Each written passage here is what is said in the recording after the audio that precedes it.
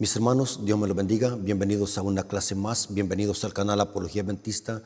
En esta ocasión vamos a tener una clase teológica y profunda de la Biblia. Queremos explicar algunos conceptos erróneos que enseñan los evangélicos. Yo he notado, hermano, y eso lo tengo bien comprobado, de que en las iglesias protestantes hay una tremenda ignorancia de la Biblia. Hacen unas interpretaciones tan superficiales que cuando se topan con la interpretación que hace la Iglesia Adventista de la Biblia, son desmanteladas inmediatamente. Así que vamos a ver cómo este hermano presenta 5 errores teológicos que los vamos a analizar a grandes rasgos uno por uno. 5 razones de por qué nosotros, los gentiles, no guardamos la ley de Moisés. Primer argumento, el argumento veterotestamentario. Jeremías 31:33 dice que iba a venir un pacto, no como el que Dios había hecho con los padres cuando los sacó de Egipto. Si no es como el primer pacto, no puede tener el mismo sacerdote, los mismos sacrificios, ni la misma ley. Hermanos, el primer error que dice este hermano es una interpretación superficial de lo que es la ley de Moisés. Es interesante que en este aspecto hay miles de protestantes confundidos. Usan términos que los desconocen. ¿Qué es ley de Moisés? Es interesante que siempre que yo he hablado con evangélicos y les hablo de los 10 mandamientos y de la vigencia del sábado, siempre me citan este concepto de que los adventistas estamos guardando la ley de Moisés. Tremenda ignorancia. Ahora, quiero explicar qué es ley de Moisés. Ley de Moisés, hermanos, no debemos de confundirla con el decálogo. Ley de Moisés simplemente era un término que los hebreos usaban para referirse a la Torá, a los 5 libros de Moisés o al libro de la ley, o más conocido como la Torá entre los hebreos o judíos. Ahora vamos a ver dónde la Biblia enseña de que la ley de Moisés es un libro de la ley, que no debemos de confundirla con el decálogo o con los 10 mandamientos. Noten cómo dice Deuteronomio capítulo 31, versículos 24 al 26. Aquí se habla que este libro de la ley fue escrito por Moisés. Claro, Dios le dictó estas leyes extra, eran leyes extras, pero fue Moisés que las escribió en un libro. Por eso es que no es bueno confundirlo con el decálogo. El decálogo, vimos en una clase anterior, que fue escrito por Dios con su dedo, mientras que el libro de la ley o la ley de Moisés fue escrita por Moisés en un libro y fue puesto fuera del arca del pacto, mientras que el decálogo o las tablas de la ley estaban dentro del arca del pacto. Noten cómo dice Deuteronomio capítulo 31, versículos 24 al 26. Y cuando acabó Moisés de escribir las palabras de esta ley en un libro, noten que no dice en tablas de piedra, en un libro, hasta concluirse, dio órdenes Moisés a los levitas que llevaban el arca del pacto de Jehová, diciendo: tomad este libro de la ley, noten libro de la ley, y ponedlo al lado del arca del pacto de Jehová vuestro Dios, y esté allí por testigo contra ti. Si ustedes buscan en el buscador, en su aplicación de Biblia, ley de Moisés, les va a tirar todos los textos bíblicos donde se usa el título o el término ley de Moisés. Cuando un hebreo escuchaba el término ley de Moisés, inmediatamente se le venía a la mente los escritos de Moisés. Ahora, vamos a ver de que la ley de Moisés simplemente era una amplificación de las 10 palabras o los 10 mandamientos. Por ejemplo, este detalle necesito que lo podamos comprender, porque al hablar de la ley de Moisés estamos hablando de la Torá, del Pentateuco, del libro de la ley.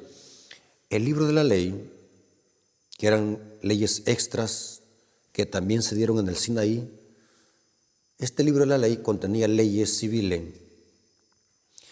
contenía leyes ceremoniales o rituales. leyes también morales. Ya vamos a ver en un tópico, leyes morales, y también habían leyes del sacerdocio levita. Por eso es que dice el libro de Deuteronomio que estas leyes fueron entregadas a los levitas, porque la Torá o la ley de Moisés también contenía leyes administrativas para administrar en el santuario los sacerdotes levitas. Voy a usar una cita bíblica donde se usa el término ley de Moisés. No es porque Moisés tenía leyes, simplemente era un término para referirse a la Torá. Esas leyes que Dios le dictó a Moisés para que Moisés las escribiera en un libro. Hebreos 10:28 dice: el que viola la ley de Moisés por el testimonio de 2 o 3 testigos muera irremisiblemente. O sea que violar la ley de Moisés para Dios es pecado. Y aquí dice muera irremisiblemente. Pero es interesante, hermanos, que este amigo también está confundido en el tema de los pactos, así como está confundido en el concepto o definición de ley de Moisés. También está tremendamente confundido en el tema de los pactos. Hermanos, el tema de los pactos es un tema que también tiene confundidos a católicos y protestantes.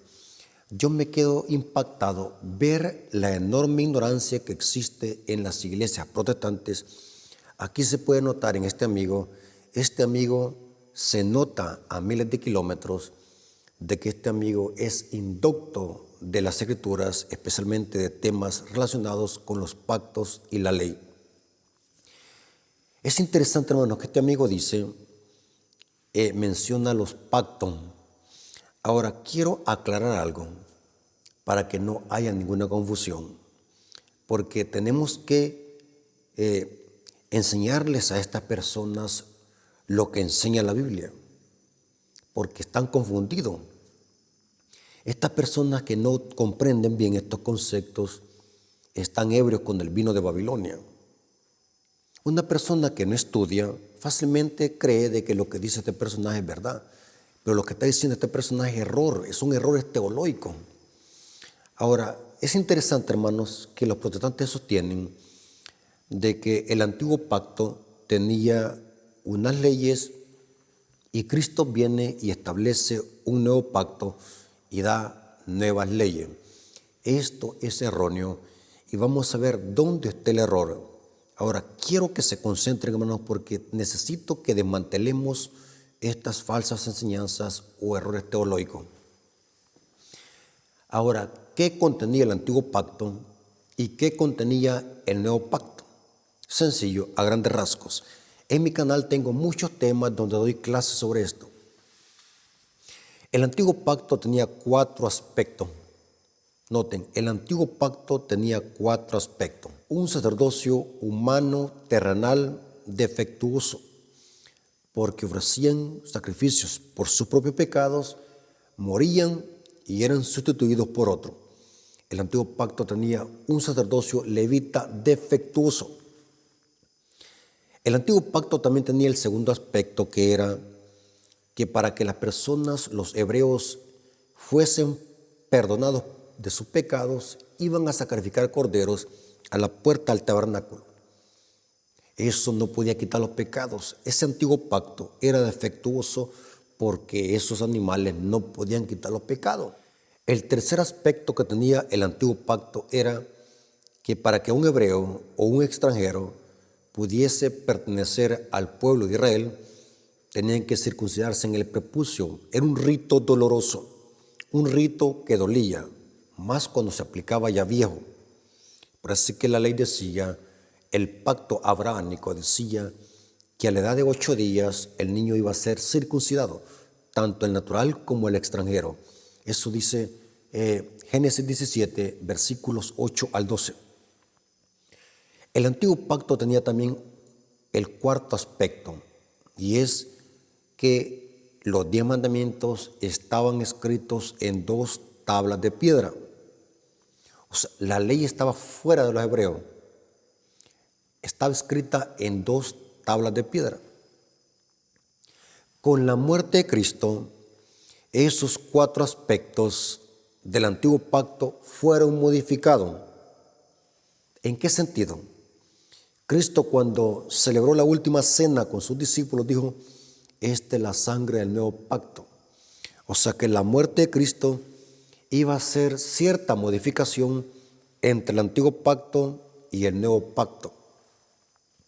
Por ejemplo, con la muerte de Cristo, el sacerdocio levita caducó y fue cambiado por el sacerdocio inmutable de Cristo. Noten, ese sacerdocio defectuoso se le puso fin. Eso dice el libro de Hebreos capítulo 7, versículo 11 hasta el 23. Cristo le pone fin al sacerdocio levita porque era defectuoso, y en el nuevo pacto Cristo llega a ser nuestro sumo sacerdote según el orden de Melquisedec. Y espiritualmente toda la iglesia llega a formar parte de un sacerdocio espiritual. En el cielo tenemos un sacerdote que intercede por nosotros, que es Cristo, y la iglesia espiritualmente es un real sacerdocio, nación santa en el nuevo pacto. Hoy, en el nuevo pacto, ya no se sacrifican corderos, porque Cristo es nuestro cordero que quita el pecado del mundo. Noten que esos sacrificios eran una sombra del sacrificio de Cristo. Ahora, es interesante que también con el nuevo pacto, a ese rito doloroso de la circuncisión se le puso fin. Según la Biblia y el Nuevo Testamento, todo el Nuevo Testamento enseña esta idea, y también el Antiguo, de que la circuncisión es en el corazón. Eso dice Romanos 7, 28 y 29, lo dice también Gálatas 3, 28 al 29, lo dice 1 Corintios 7, 19, y asocia la circuncisión con obediencia, con cambio de vida, con arrepentimiento y con un nuevo nacimiento. Dice Pablo que un judío es aquel que lo es en el interior, y la circuncisión es la del interior. Ahora, pero es interesante que también en el nuevo pacto, y esta es la confusión de este amigo, que necesario es que le demos clase, porque así como este amigo está confundido, hay millones de protestantes y católicos que están confundidos con el tema de los pactos. Ahora, vamos a ver de que en el nuevo pacto, con la muerte de Cristo, esa ley que estaba escrita en 2 tablas de piedra, o sea, por fuera de Israel, ahora en el nuevo pacto, esa misma ley es escrita, eso es hablando simbólicamente, en las tablas de la mente y el corazón. Ahora, es interesante que este amigo sostiene de que en el nuevo pacto fue la ley que fue cambiada. Pero cuando analizamos la Biblia de una forma detenida, lo que cambió no fue la ley, sino que fue el lugar de escritura. Mientras que este amigo está confundido, cree de que en el nuevo pacto fue la ley que sufrió una modificación. Inclusive él citó Jeremías 31, versículo 31 al 33. El mismo versículo que citó explica en qué consiste el nuevo pacto. Y vamos a ver de que no consiste en modificar o aniquilar la ley o cambiar la ley, sino lo que cambia es el lugar de escritura, de tablas de piedra a las tablas de la mente y el corazón. Jeremías 31, versículo 31 al 33. He aquí que vienen días, dice Jehová, en los cuales haré un nuevo pacto con la casa de Israel. Noten que el antiguo pacto se había hecho con la casa de Israel, y el nuevo pacto también se hace con la casa de Israel. Yo no sé de dónde van a sacado los protestantes de que Cristo hizo un nuevo pacto con los gentiles. Tanto el antiguo pacto con el nuevo pacto es hecho con la casa de Israel. Y vamos a ver de que nosotros como gentiles somos injertados en el Israel, pero el remanente, según Pablo, en Romanos 11, versículos 1 al 5. No está hablando que somos injertados en una nación impía, que simplemente por pertenecer a una nación o por tener sangre de Abraham en las venas y es un pueblo especial. No. Un judío llega a ser especial cuando se une a Cristo en la verdadera simiente de Abraham, que lo vamos a analizar en unos momentos. Pero noten cómo dice el profeta Jeremías: he aquí que vienen días, dice Jehová, en los cuales haré un nuevo pacto con la casa de Israel. ¿Con quién? Con la casa de Israel y con la casa de Judá. No como el pacto que hice con sus padres en el día que los tomé de su mano para sacarlos de la tierra de Egipto, porque ellos invalidaron mi pacto. Ahora, pongamos el dedo allí. ¿Por qué Israel invalidó el pacto? Esta es una referencia a Éxodo 19, versículos 1 al 7. En el Sinaí, Dios hizo un pacto con Israel. Israel dijo: sí, obedeceremos. Pero la pregunta es, ¿por qué Israel no obedeció? Porque Israel tenía la ley por fuera. Querían obedecer una ley santa, justa y buena con un corazón carnal. Por eso que Israel más tardaba en hacer el pacto con Dios cuando quebrantaban ese pacto que habían hecho.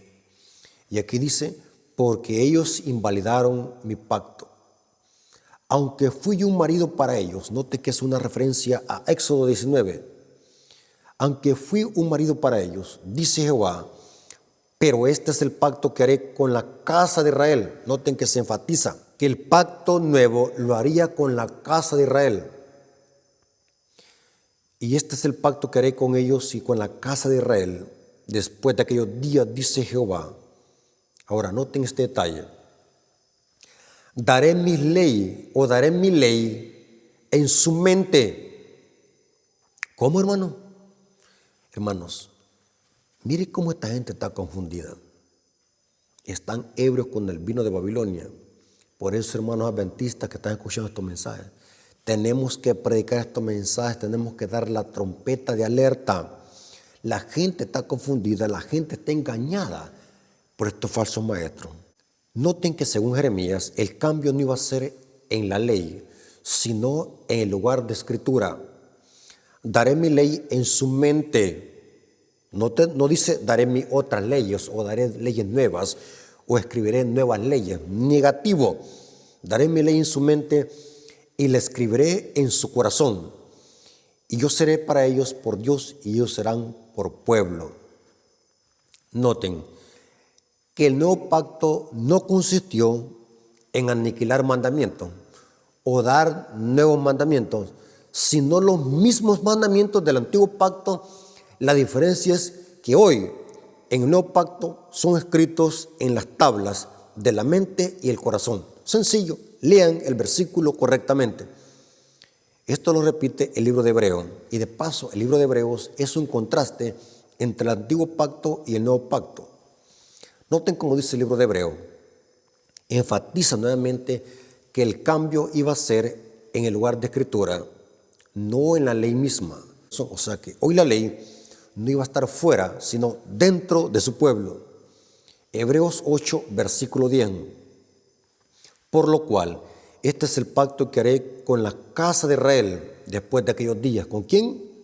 Con la casa de Israel. Estos hermanos están confundidos, estos evangélicos. Cristo nunca hizo un pacto con los gentiles. Cristo hizo un pacto con Israel. El antiguo pacto fue con Israel y el nuevo pacto con Israel. Y repite el texto. Por lo cual, este es el pacto que haré con la casa de Israel después de aquellos días, dice el Señor. Está citando a Jeremías 31. Pondré mis leyes, noten, mis leyes. No dice daré otras leyes, o cambiaré mis leyes, o modificaré mis leyes. Yo no sé de dónde estos evangélicos habrán sacado esta herejía, porque es una herejía decir de que la ley sufrió una modificación. Ellos lo entienden al revés, pero la modificación fue en el lugar de escritura, de tablas de piedra a las tablas de la mente y el corazón. Pondré mis leyes en la mente de ellos, y sobre su corazón las escribiré, y seré a ellos por Dios, y ellos serán por mi pueblo. Noten. Esto se repite en Hebreos capítulo 10, versículos 15 al 17. Hebreos capítulo 10, versículos 15 al 17. Y nos atestigua el mismo Espíritu porque fue el Espíritu Santo que escribió las tablas de la ley. Vimos en un tema que esas letras eran grabadas con fuego, porque el Espíritu Santo es fuego. Y noten cómo dice, y nos atestigua el mismo Espíritu, porque después de haber dicho, este es el pacto que haré con ellos después de aquellos días, dice el Señor, pondré mis leyes en sus corazones y en su mente las escribiré. Y añade, y nunca más me acordaré de sus pecados y sus transgresiones. Ahora, ¿cómo demostramos de que acá se está hablando de los 10 mandamientos del Decálogo? Sencillo, porque fue eso que fue escrito en tablas de piedra. La transición es en tablas de la mente y el corazón. Noten otro detalle que da el escritor acá, es que cuando Dios escribe esa ley en la mente y el corazón, se añade algo. Y nunca más me acordaré de sus pecados y sus transgresiones. No cabe duda que la ley que es escrita en la mente y el corazón de su pueblo son los 10 mandamientos, porque fueron los únicos que fueron escritos en tablas de piedra. Y se dice, y nunca más me acordaré de sus transgresiones. Leamos lo que dice 1 Juan 3:4. ¿Qué es pecado? Transgresión de la ley. Todo aquel que comete pecado infringe también la ley, pues el pecado es infracción de la ley. O sea que cuando el escritor dice, y nunca más me acordaré de sus pecados y sus transgresiones, es un énfasis es de que el pueblo sería fiel a una ley santa, justa y buena, porque hoy ya no tendría esa ley por fuera en tablas de piedra, sino que ellos estarían grabadas en la mente y el corazón, para que le teman a Jehová su Dios. Interesante, muy interesante. ¿Dónde el apóstol Pablo tenía esa ley? Note cómo dice el apóstol Pablo, Romanos 7:25. Leamos este detalle que necesito que lo leamos. Pablo hablando de la ley, porque dice el versículo 7, Romanos 7:7, yo no conocí la codicia si la ley no dijera no codiciarás. Ahora, Pablo, ¿dónde tenía esa ley grabada? Romanos 7:25 dice, noten, gracias doy a Dios por Jesucristo Señor nuestro. Así que yo mismo con la mente sirvo a la ley de Dios, mas con la carne sirvo a la ley del pecado. Número 2, el argumento paulino. Pablo enseñó en Gálatas capítulo 3, versículo 15, que cuando un pacto ha sido ratificado ya no se le puede agregar ni quitar. Pero el mismo Pablo en la carta a los Hebreos nos enseña que todo el sistema de sacrificio se quitó en lugar del sacrificio de Cristo Jesús. Ahora, el segundo error que acabamos de ver es que él dice que es el argumento paulino e interpreta mal y fuera de contexto Gálatas 3:15. Pero aquí estamos los adventistas para darle clase. Note cómo dice Gálatas 3:15. La explicación que da él es una explicación superficial y fuera de contexto. El énfasis de Pablo acá en este versículo, vamos a ver cuál es el contexto. Pero primero leamos la cita que este hermano o este amigo tuerce y manipula. Gálatas 3:15 dice, hermano, hablo en términos humanos. Un pacto, aunque sea de hombre, una vez ratificado, nadie lo invalida ni le añade. Hermanos, en estos versículos o en este versículo, el apóstol Pablo está hablando de un pacto que fue ratificado. Ahora, ¿de cuál pacto está hablando acá Pablo? Yo siempre he dicho, hermanos, que para entender un versículo siempre es bueno leer el contexto, lo que está antes y después del texto. El pacto que una vez es ratificado, aquí se refiere, vamos a ver por el contexto, que se refiere al pacto que hizo con Abraham, de que en la promesa dada a Abraham iban a ser benditas todas las familias de la tierra. Eso incluye a los gentiles.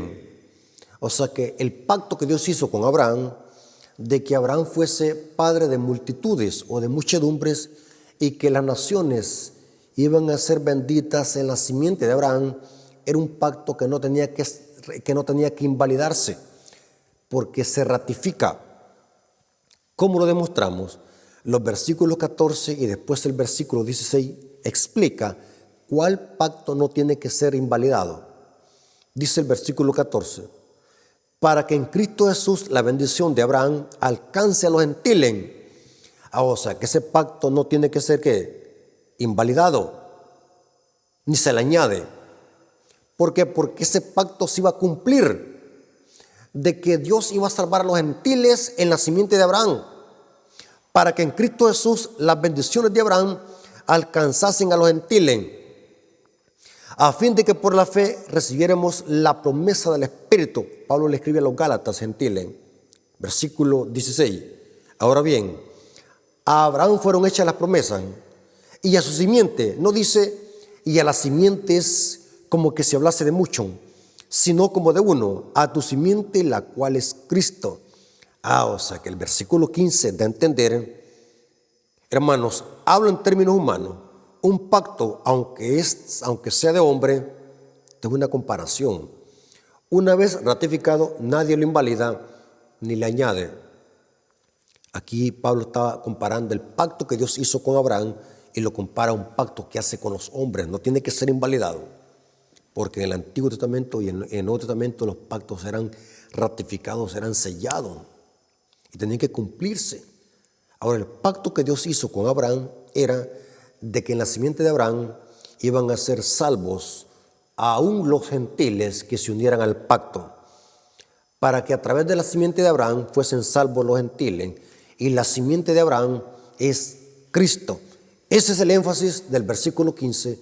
Nada que ver con lo que dijo este amigo. Este amigo está supremamente perdido. Lo que fue abolido con la muerte de Cristo fue esos ritos y sacrificios de cordero. Y aquí es donde también está la confusión de católicos y protestantes.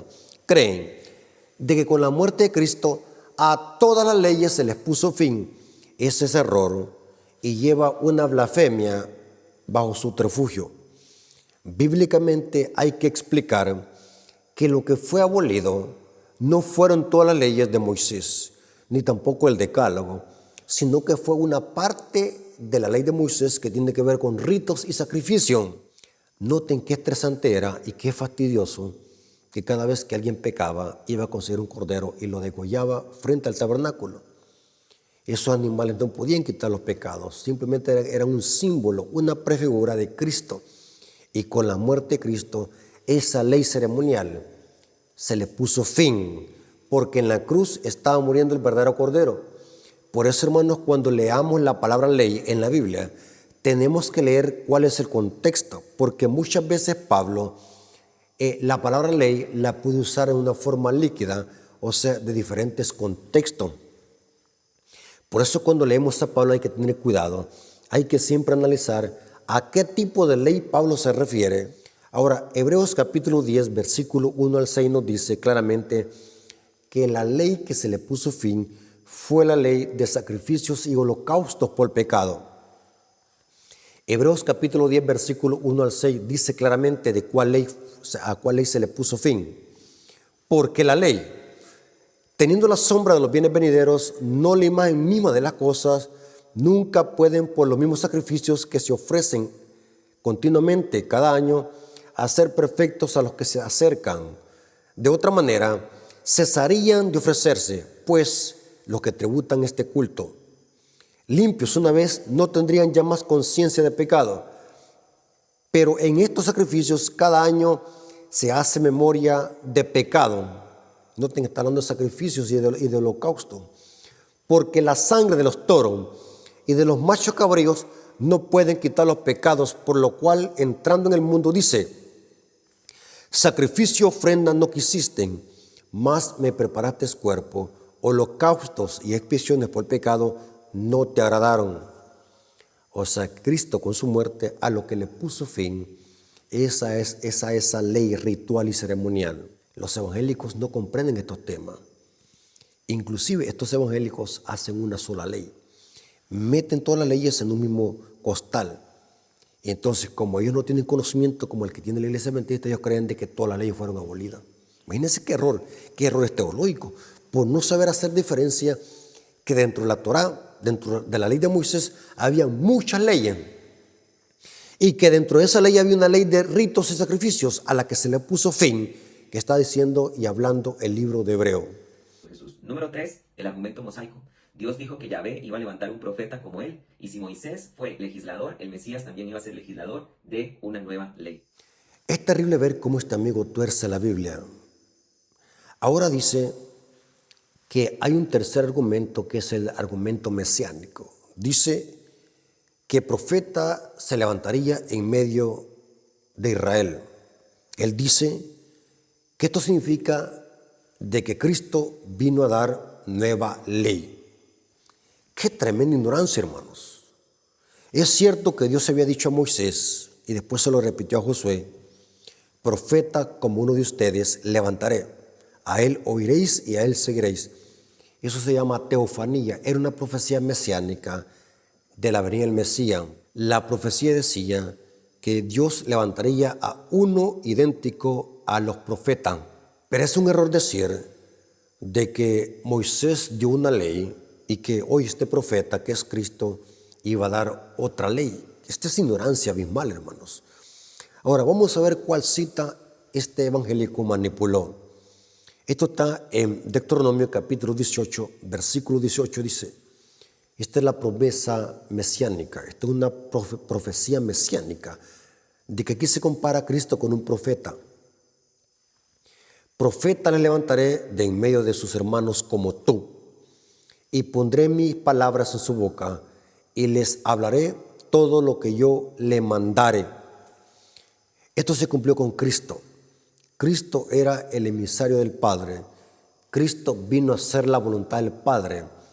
En Cristo se cumplió esa profecía: profeta levantaré en medio de sus hermanos. La pregunta es: ¿será verdad que Cristo vino a dar otra ley, otros mandamientos? En este punto también están confundidos católicos y protestantes, y hay que desintoxicarlos del vino de Babilonia, hermanos. Por eso, hermanos adventistas, necesitamos conocer Biblia, necesitamos conocer doctrina sólida para que no seamos engañados y poder refutar a estas personas. Porque mucha gente puede creer lo que dicen ellos y pueden perderse por seguir falsa doctrina. Es cierto que Cristo es el profeta profetizado por Moisés, pero ¿será que Cristo vino a dar otra ley?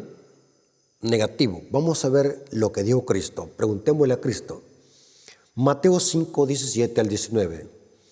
No penséis que he venido para abrogar la ley o los profetas. Yo no he venido a abrogar, yo no he venido a desintegrar lo que dijo Moisés a los profetas. Eso quiere decir abolir. Yo no he venido a destruir la ley, yo no he venido a desintegrarla. No. Esta palabra he venido a cumplir significa darles su verdadero valor. Porque en los tiempos de Cristo los fariseos habían pervertido la ley de Dios, incluyendo el Shabbat. Y Cristo vino a darle un sentido original a la ley. No penséis que yo he venido para abrogar la ley y los profetas. No he venido para eso. No he venido para abrogar, sino para cumplir. Porque es cierto os digo que hasta que pase el cielo y la tierra, ni una jota ni una tilde pasará de la ley hasta que todo se haya cumplido. En el griego es iota. Aquí se traduce jota, pero en realidad en el griego no existe jota, sino que las letras del griego, la partícula o la letra más minúscula del alfabeto griego se llama iota, que se traduce como jota, pero no está hablando de jota, sino que de una iota. Así se le conoce a la letra más pequeña del alfabeto griego. Cristo es enfático y claro, porque de cierto digo que hasta que pasen el cielo y la tierra, ni una jota ni una tilde pasará de la ley hasta que todo sea cumplido. De manera que cualquiera que quebrante uno de estos mandamientos, por muy pequeños que sean, y así enseña a los hombres, muy pequeño será llamado en el reino de los cielos. Mas cualquiera que los haga y los enseñe, este será llamado grande en el reino de los cielos. Este hermano evangélico dice que la expresión hasta que pase el cielo y la tierra significa que la ley va a caducar. Noten qué terrible error, que también lo vamos a desmantelar. Pero esta es una evidencia de que en el Sermón del Monte Cristo está amplificando y exaltando la ley moral de Dios. Citó mandamientos del adulterio, citó mandamientos de amar al prójimo, citó mandamientos de no matarán, porque el Sermón del Monte es una amplificación de la ley moral de Dios. Y Cristo citó algunas partes de la ley civil. Oíste que fue dicho, ojo por ojo y diente por diente. Pero digo, amad a vuestros enemigos. Es una referencia también a la ley civil de la teocracia de Israel. Pero Cristo no es que vino a dar diferentes mandamientos o otra ley. Es cierto que Cristo habló de nuevos mandamientos. Eran mandamientos que exaltaban los mandamientos antiguos del Padre. O sea, Cristo no vino a dar nuevos mandamientos. Este profeta que profetizó Moisés no vino a dar una ley, sino que la función de este profeta es hacer la voluntad del Padre, exaltar esa ley del Padre. ¿Cómo demostramos de que Cristo no tenía otra ley, sino que era la ley misma del Padre que obedecía? Juan 15:10 dice, si guardare mis mandamientos, permaneceréis en mi amor, así como yo he guardado los mandamientos de mi Padre y permanezco en su amor. O sea que Cristo guardaba ¿qué? Los mandamientos del Padre. Vino a hacer la voluntad del Padre. Todo lo que hacía, lo hacía en nombre del Padre. No es que Cristo vino a dar nueva ley. Este es un error. Yo siempre les digo a estos evangélicos que hablan este modismo erróneo, muéstreme cuál es la ley de Cristo. Enuméreme los mandamientos de Cristo. No saben. Ellos dicen esa es una muletilla que dicen para evadir la verdad bíblica. Porque no quieren aceptar que la iglesia adventista tiene la verdad. No quieren aceptar. Saben de que las explicaciones que da la iglesia adventista son más profundas y más lógicas y más coherentes. Ahora, otra evidencia, yo puedo mostrarles desde muchas perspectivas que Cristo vino a obedecer y enseñar los mandamientos de su Padre. Esa ley antigua vino a exaltarla y a vindicarla. 1 Juan capítulo 2, versículo 4 al 7. Noten cómo dice Juan.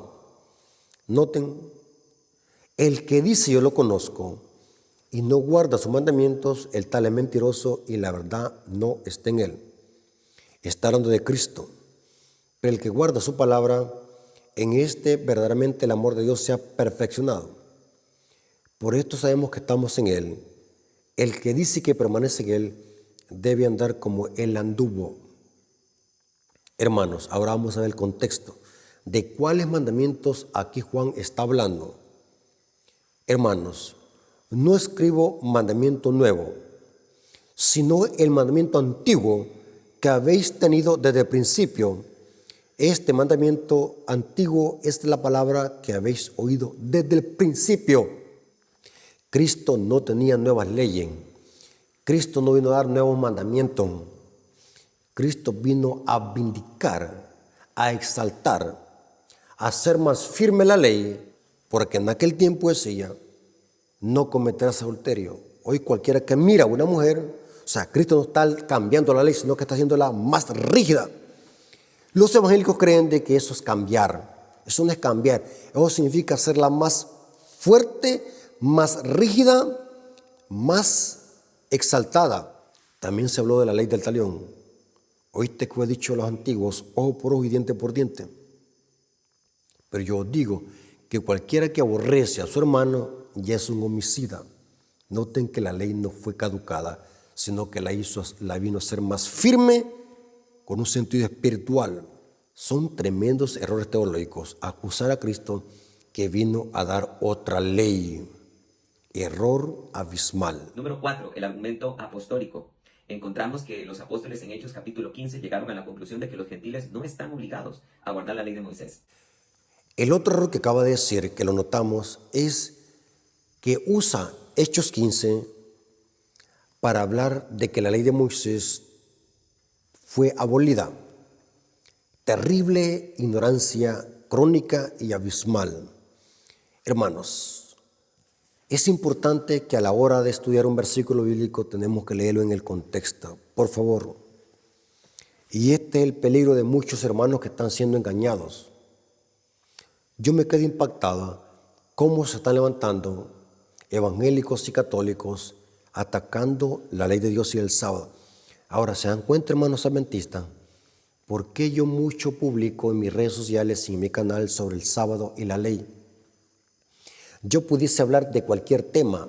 Tengo capacidad, y Dios me la ha dado, para poder dialogar de cualquier tipo de tema. Pero me llama la atención cómo los evangélicos se están levantando, atacando la ley de Dios. Este es otro que se levantó. Y se van a seguir levantando más apologetas católicos y protestantes, torciendo la Biblia, haciendo malas interpretaciones, tergiversando la Biblia, sacando versículos de contexto. Hermanos, ¿de qué se trata el Concilio de Jerusalén en Hechos capítulo 15? Explico. Les dejo de tarea que lean todo el capítulo de Hechos capítulo 15. Fue el primer concilio en Jerusalén. Ahora, ¿cuál es el tema del Concilio de Jerusalén? Quiero que tomen nota, hermanos, porque me interesa que esta información les llegue a su mente. El tema discutido en el Concilio de Jerusalén no era si los gentiles tenían que guardar los mandamientos o no, o que si los gentiles deberían de guardar el sábado o no. Es absurdo. ¿Cómo yo voy a discutir con un gentil si está obligado a no cometer adulterio o a no robar? Eso se entiende por lógica de que tanto un judío como un gentil tiene que obedecer a esa ley. O sea, el tema del Concilio de Jerusalén no son los 10 mandamientos ni el sábado. ¿Qué es el tema? El tema es de que si los gentiles están obligados a circuncidarse para ser salvos. O sea, el tema debatido en el Concilio de Jerusalén es la circuncisión. El tema discutido y debatido en el Concilio de Jerusalén no eran los mandamientos morales de Dios ni el sábado, sino la circuncisión. Porque vamos a ver que los fariseos, los judaizantes, que se les conocía a una secta judía que imponía otra vez este rito y enseñaba a los gentiles que si no se circuncidaban como mandaba Moisés, no podían ser salvos. Noten cómo inicia el capítulo. Hechos capítulo 15, versículo 1. Y después nos pasamos al versículo 5 al 7. Entonces algunos de los que venían de Judea enseñaban a los hermanos: si no os circuncidáis conforme al rito de Moisés. ¿Cuál? Rito de Moisés. Porque recordemos de que en la ley de Moisés estaba este rito, que todo varón nacido de 8 días tenía que circuncidarse. Génesis 17, el pacto abrahámico de la circuncisión. Si no os circuncidáis, decían ellos, conforme al rito de Moisés, no podéis ser salvo. Esto que estaban enseñando era un atentado al evangelio, porque ese rito simplemente es un símbolo de la muerte de Cristo. Cuando Cristo murió, fuimos circuncidados en el bautismo, dice Pablo, en Colosenses capítulo 2, versículos 11 al 16. ¿Cómo se puede creer que el apóstol Pablo iba a decir, o Bernabé y Santiago iban a decir, bueno, vamos a llevar este punto al concilio, vamos a ver si los gentiles deben de robar o no, vamos a ver si los gentiles deben de honrar a sus padres o no? Es absurdo, porque no era ese el tema. Era si los gentiles deben de circuncidarse conforme al rito de Moisés. Ahora, ¿a cuál conclusión llegaron después de estar con ese debate por largas horas? El versículo 5 al 7 nos dice a qué conclusión llegaron. Pero algunos de la secta de los fariseos que habían creído se levantaron diciendo: es necesario circuncidarlos y mandarle a que guarden la ley de Moisés.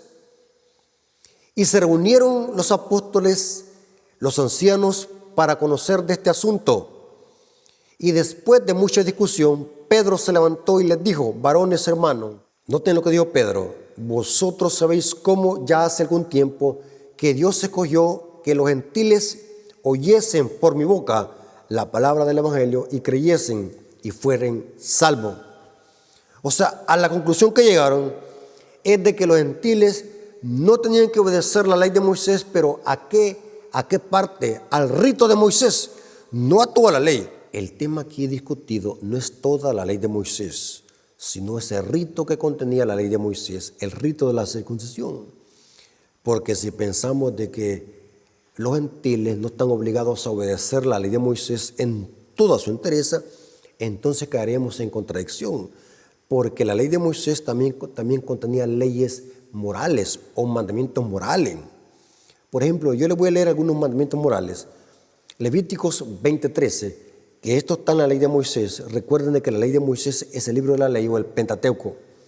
Levíticos 20:13 dice: Si alguno se untare con varón como con mujer, abominación hicieron, ambos han de ser muertos, sobre ellos será su sangre. ¿Significa que un gentil se puede acostar con otro hombre? Porque no está obligado a obedecer esto. Si tomamos literal la expresión ley de Moisés en el Concilio de Jerusalén, pero es evidente que este debate era por ese rito que contenía la ley de Moisés, no por toda la ley de Moisés. Levíticos 20:15, noten esta otra parte de la ley de Moisés, que condena la brujería y que condena también tener relaciones con bestias o con animales. Levíticos 20:15 dice: cualquiera que tuviere cúpula con bestia ha de ser muerto, y mataréis a la bestia. No podemos pensar de que este tema lo iban a discutir los gentiles con los apóstoles. Es absurdo, porque el tema no era eso. El tema era la ley de Moisés, pero ¿en qué sentido? La parte del rito de Moisés. Noten otro mandamiento moral de la ley de Moisés. Levíticos 19:31. No os volváis a los encantadores ni a los adivinos. No los consultéis, contaminándose con ellos. Yo, Jehová, vuestro Dios. No podemos pensar de que los apóstoles iban a discutir esto con los gentiles. Es absurdo, porque el tema debatido en el Concilio de Jerusalén es la circuncisión. Y llegaron a la conclusión de que los gentiles no necesitan circuncidarse porque son recibidos por la fe y son hijos de Abraham. Noten cómo dice Hechos 15, 28 al 29. Hechos 15, 28 al 29. Porque ha parecido bien al Espíritu Santo y a nosotros no imponeros ninguna carga más que las cosas necesarias, que los abstengáis de los sacrificios de ídolos, de sangre, de ahogado y de fornicación, de las cuales cosas, si os guardáis, bien haréis. Pensadlo bien, hermanos. Este versículo también lo usan los evangélicos para decir de que los gentiles no están obligados a guardar el sábado ni los 10 mandamientos. Noten la interpretación absurda que hacen, porque ahí no se mencionan. ¡Qué incoherencia, hermano! Tampoco se mencionó el mandamiento no codiciar.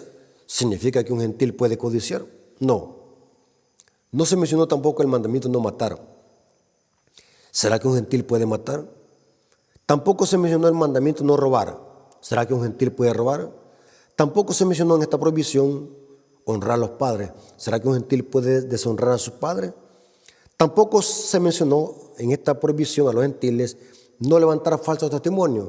¿Significa que un gentil puede levantar falsos testimonios? No, porque el tema del capítulo 15, debatido en el Concilio de Jerusalén, no eran los 10 mandamientos ni el sábado, sino era el rito de la circuncisión. Y a la conclusión que llegaron es de que los gentiles son hijos de Abraham por la fe, sin necesidad de practicar ese rito doloroso. Hermanos y amigos, si los judíos hubiesen escuchado, supongamos que los protestantes tienen razón de que aquí se discutió el sábado, supongamos, esto hubiese sido un gran debate, un gran pleito con los fariseos. Hubiesen puesto el grito al cielo si se hubiese discutido el sábado, porque era una institución bien apreciada por los hebreos, el día santo, el Shabbat. Si este debate se hubiese hecho, por ejemplo, que los apóstoles hubieran llegado: hermanos, estamos reunidos, tenemos una nueva luz, el sábado ya no está en vigencia, ya no se debe de guardar. Esto hubiese sido un gran alboroto, y un gran alboroto que hubiese sido registrado en las cartas de Pablo y en Hechos capítulo 15, porque el tema del Concilio de Jerusalén era el rito de la circuncisión. Lean todo el capítulo, léanlo, para que no seamos engañados, hermano. Y número 5, el argumento mesiánico. Jesucristo enseñó que la ley iba a llegar hasta que pasara el cielo y la tierra, y ese es un hebraísmo que se refiere al segundo templo. El quinto error que acaba de decir este amigo, él dice de que la expresión hasta que pase el cielo y la tierra significa que es un hebraísmo, que significa que la ley hasta allí iba a llegar, o sea que la ley iba a tener un tope. Noten la interpretación que le dan a los textos bíblicos. Ellos dicen, y lo escucharon de su boca, que la expresión hasta que pase el cielo y la tierra, ni una jota ni una tilde pasará de la ley hasta que todo se haya cumplido. Él dice que esa es una expresión hebraica para decir de que la ley iba a caducar. O sea, Cristo le puso fin a la ley, porque confunden la ley ceremonial con la ley moral de Dios, porque el énfasis de Cristo al decir hasta que pase el cielo y la tierra, ni una jota ni una tilde pasará de la ley hasta que todo sea cumplido, es un énfasis para describir de que la ley es inmutable, es eterna. Demostrémoslo. Mateo 5:18 está acá esa expresión que Cristo dijo. Mateo 5:18, después de decir yo no he venido a abrogar la ley y los profetas, el versículo 18 dice, porque es cierto digo que hasta que pasen el cielo y la tierra, ni una jota ni una tilde pasará de la ley hasta que todo sea cumplido. Ahora vamos a ver que en Lucas Cristo dijo esto mismo, pero en diferentes palabras. Lucas 16:17. Lucas 16:17. Lucas 16:17 dice, pero más fácil es que pasen el cielo y la tierra, que se frustre una tilde de la ley. Noten que aquí se dice de diferentes palabras, porque el énfasis es de que la ley es inmutable. La expresión hasta que pase el cielo y la tierra es una expresión para describir la inmutabilidad de la ley de Dios.